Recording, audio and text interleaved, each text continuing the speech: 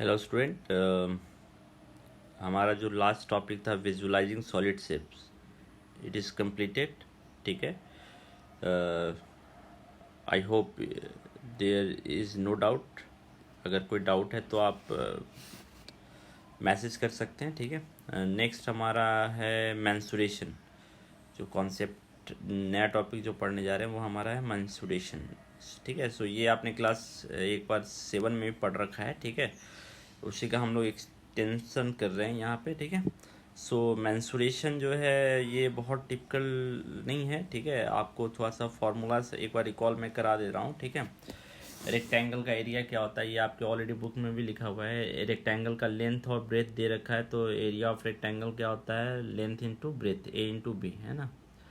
ए into B, यहाँ ए ही लिख दिया है। एरिया ऑफ स्क्वायर क्या होता है? सॉरी, ये तो मैच द फॉलोइंग है ना, मैच द फॉलोइंग है। सो एरिया ऑफ रेक्टेंगल क्या होता है? रेक्टेंगल का जो एरिया होता है वो होता है ए इंटू बी, है ना। ये रेक्टेंगल का एरिया है। पैरेललोग्राम का एरिया क्या होता है? पैरेललोग्राम स्क्वायर का एरिया क्या होता है? ए साइड इंटू साइड, वही, क्योंकि square is also a kind of rectangle, तो यहाँ दोनों लेंथ और ब्रेथ इक्वल है, तो ए इंटू ए। ठीक है। एक ट्रायंगल का एरिया क्या होता है? सो ट्रायंगल के लिए हमको क्या पहले पता करना पड़ेगा? एल्टीट्यूड, है ना। आपने देखा था कि एक ट्रायंगल में क्लास 7 में पढ़ा था हमने, है ना। एक ट्रायंगल में 3 एल्टीट्यूड होता है। एल्टीट्यूड क्या होता है? एक ट्रायंगल के एक वर्टेक्स से अपोजिट साइड पे जो हम लोग परपेंडिकुलर ड्रॉ करते हैं, तो जो लाइन सेगमेंट बन रहा है ये हमारा क्या है? एल्टीट्यूड। इसको हाइट भी बोलते हैं ट्रायंगल का, एल्टीट्यूड और हाइट ऑफ द ट्रायंगल। ठीक है, हाइट ऑफ ट्रायंगल। सो कितने एल्टीट्यूड ड्रॉ कर सकते हैं? यहाँ से भी हम एल्टीट्यूड ड्रॉ कर सकते हैं ना, यहाँ से भी हम एल्टीट्यूड ड्रॉ कर सकते हैं ना। तो एक ट्रायंगल में कितने एल्टीट्यूड ड्रॉ हो सकते हैं? 3। तो कोई भी एल्टीट्यूड दिया हुआ है तो हम एरिया निकाल सकते हैं। ये मान लीजिए H1 है, तो ध्यान रखिए एल्टीट्यूड के रिस्पेक्ट में बेस आता है। अगर ये H1 है तो बेस ये होगा B1, और अगर मान लीजिए ये H2 है तो इसके लिए बेस का काम कौन करेगा? ये वाला जिस पे वो परपेंडिकुलर ड्रॉ हुआ है। ये अगर एल्टीट्यूड दिया हुआ है तो बेस तब आपको कौन सा पता होना चाहिए? ये वाला बेस पता होना चाहिए। तो आप देख रहे हैं कि एल्टीट्यूड यानी कि एरिया ऑफ ट्रायंगल जो है वो आप 3 तरीके से निकाल सकते हैं ना। Area of triangle half into, अगर H1 दिया, H1 का यूज़ कर रहे हैं तो इसके साथ बेस कौन होगा? B1, है ना। तो H1 इंटू B1। आप दूसरे B2 नहीं यूज़ कर सकते हैं इसके साथ, तब गलत हो जाएगा एरिया। अगर एरिया ऑफ ट्रायंगल फिर और तरीके से निकाल सकते हैं। अगर H2 हाइट दिया हुआ है तो बेस क्या होगा? B2। इसी तरह अगर H3 हाइट दिया हुआ है तो बेस क्या होगा? B3। So now you can see कि हाइट के हिसाब से बेस चेंज होगा या बेस के हिसाब से हाइट चेंज होगा, दोनों में से कोई एक। ठीक है। बट तीनों से सेम एरिया आएगा, एक ही ट्रायंगल का एरिया है ना। ठीक है। तो ये चीज़ ध्यान रखिएगा कि एक ट्रायंगल में बेस के हिसाब से हाइट या हाइट के हिसाब से हम बेस डिसाइड करते हैं। ठीक है। किसी को भी बेस किसी को भी हाइट नहीं ले सकते। देख रहे हैं यहाँ पे ये H है तो उसके कॉरस्पॉन्डिंग ये B है, तो एरिया ऑफ ट्रायंगल क्या होगा? Half into base into height, ये। ठीक है। सो ये भी प्रॉब्लम पैरेललोग्राम। अब पैरेललोग्राम में भी सेम कॉन्सेप्ट है। ठीक है। जो बेस होगा उसके हिसाब से हाइट होगा। अभी मान लीजिए ये आपका पैरेललोग्राम है, ये आपका पैरेललोग्राम है, तो इसके हिसाब से हाइट डिसाइड होगा। अब देखिए ये दोनों साइड से इक्वल होता है और ये दोनों साइड इक्वल होता है ना। तो कोई भी इन दोनों में से कोई भी एक बेस हो सकता है और इन दोनों में से कोई भी एक बेस हो सकता है। अब आपने पढ़ा था पैरेलल लाइन के बीच का डिस्टेंस हमेशा इक्वल होता है। डिस्टेंस का मतलब क्या है? Perpendicular distance. ये डिस्टेंस नहीं है, अदरवाइज पैरेलल लाइन के बीच में तब तो बहुत सारा डिस्टेंस हो सकता है ना। डिस्टेंस का मतलब हमेशा क्या है? Perpendicular distance. ठीक है। सो ये परपेंडिकुलर डिस्टेंस, तो ये दोनों पैरेलल लाइन है, तो इन दोनों के बीच का जो डिस्टेंस होगा यही हाइट का काम करेगा पैरेललोग्राम का। तो आप देखिए ये हाइट है, तब बेस कौन हो जाएगा? ये। अगर हाइट ये है तो बेस ये हो जाएगा। ये ध्यान रखिएगा यहाँ पे। तो अब आप ऑब्जर्व कीजिए कि इसका एरिया तब क्या होगा? इसका एरिया तब हो जाएगा एरिया ऑफ पैरेललोग्राम, तब क्या हो जाएगा? Area of parallelogram. तो ये B1 और ये H1, तो एरिया ऑफ पैरेललोग्राम क्या होगा? H half base into height, H1 into B1। अब इसी तरह अगर मान लीजिए ये हमने हाइट और बेस लिया था ना, अगर हाइट और बेस, अगर बेस हम इसको ले लें, इन दोनों में से अगर किसी को बेस लेंगे तो ये दोनों भी पैरेलल है, तो इनके बीच का भी डिस्टेंस हमेशा क्या होगा? इक्वल होगा। इनके बीच का डिस्टेंस भी हमेशा क्या होगा, इक्वल होगा ना। तो अब देखिए कि अगर ये हम हाइट ले लेते हैं तो बेस का काम कौन करेगा, ये काम करेगा, है ना। तो एरिया ऑफ पैरेललोग्राम क्या होगा, H2 इंटू B2।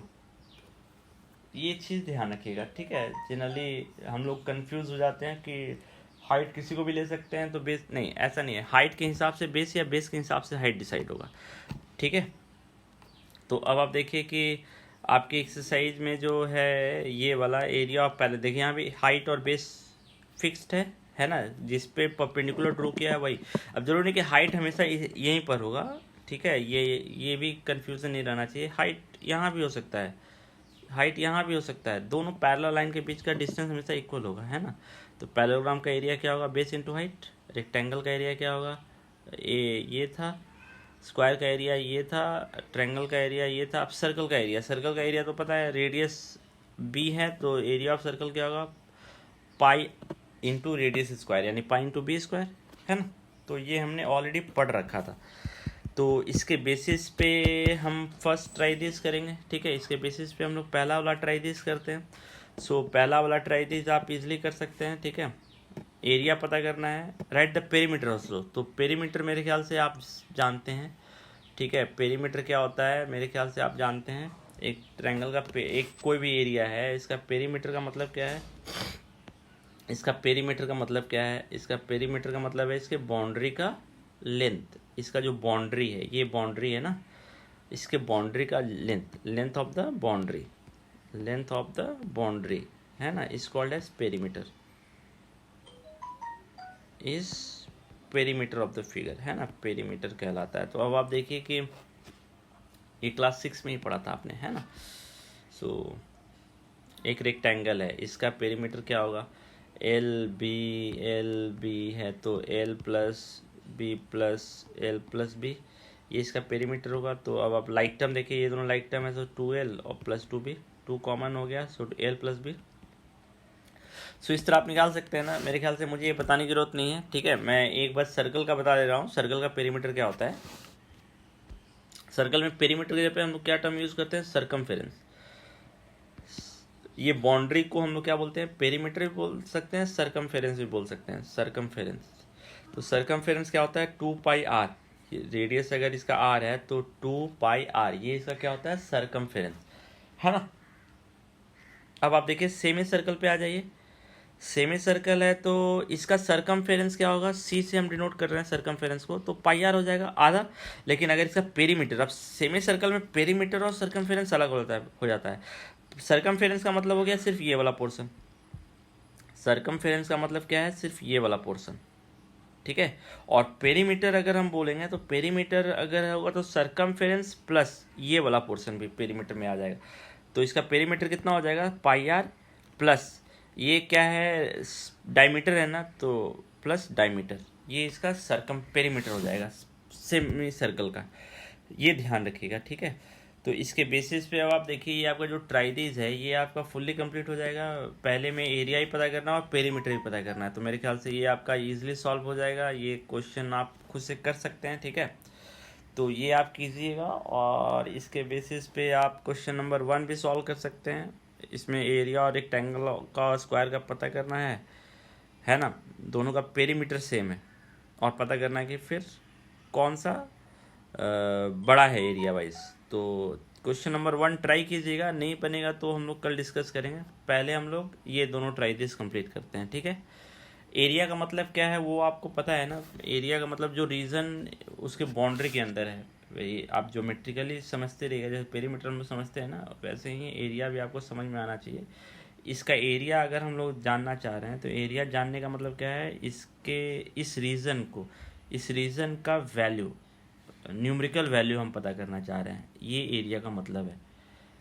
एरिया का मतलब क्या है, बाउंड्री के अंदर जो रीजन है उसका न्यूमेरिकल वैल्यू कितना है, ये इसका एरिया का मतलब यही है ना।